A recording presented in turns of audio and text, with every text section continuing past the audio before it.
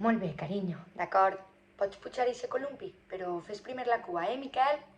La mami t'espera ací, a aquest banquet, Ale, molt bé. Hola, bon dia.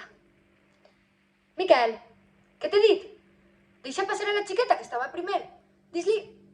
Ai, mira que li ho tinc dit, però no fa cas. Sí, encara és xicotet, però per al que vol, No, Miquel, el tobogan ixe no, que és de majors. Com que el pare te deixa? Això no pot ser, s'haurà equivocat. Ja parlaré jo amb ell, ja. És que estem separats. I son pare, ja veus, el porta al parc i està amb el mòbil i no li fa cas. Algun dia se caurà del tobogan i ell ni s'enterarà. I això quan la replega ell, que no la replega mai, que sempre em toca per telèfon. Glòria, pots arreplegar-lo tu?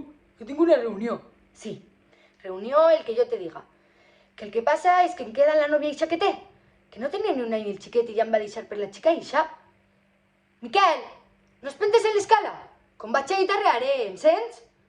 Que a la xica no li desitja cap mal, Però a d'ell s'ho podia haver pensat un poc abans de poder tindre un fill, no? Perquè va ser ell el que va insistir en tindre'l. I ara no li fa ni cas. Com si no tinguera pare. Com si... Sí, Miquel, t'estic mirant. No, Miquel, no botes dalt del tobogan. T'ho ha ensenyat el pare. Mira, quasi millor que no tinguera pare.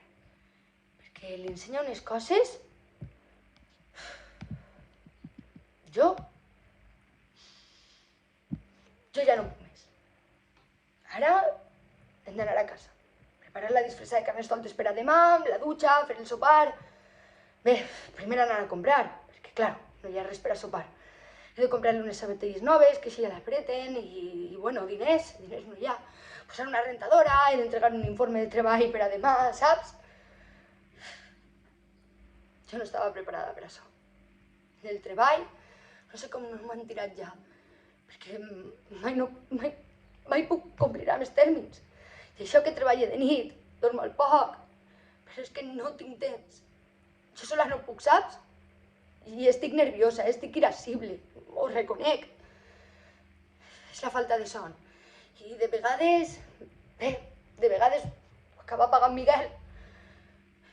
I això, sóc una mala mare, no? Perquè de vegades li cride, perquè li... L'altre dia tenia una reunió online molt important. I el xiquet no parava de cridar i jo estava desesperada. I el vaig tancar en l'armari. Sí, no estic orgullosa, però...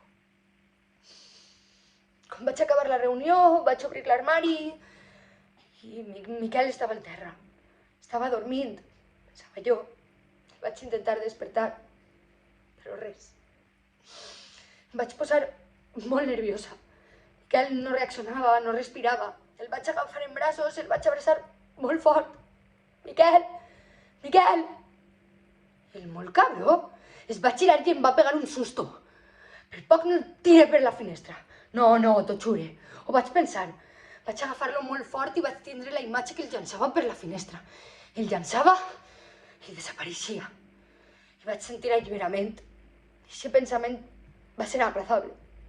Tu pots creure? Sóc una mala mare.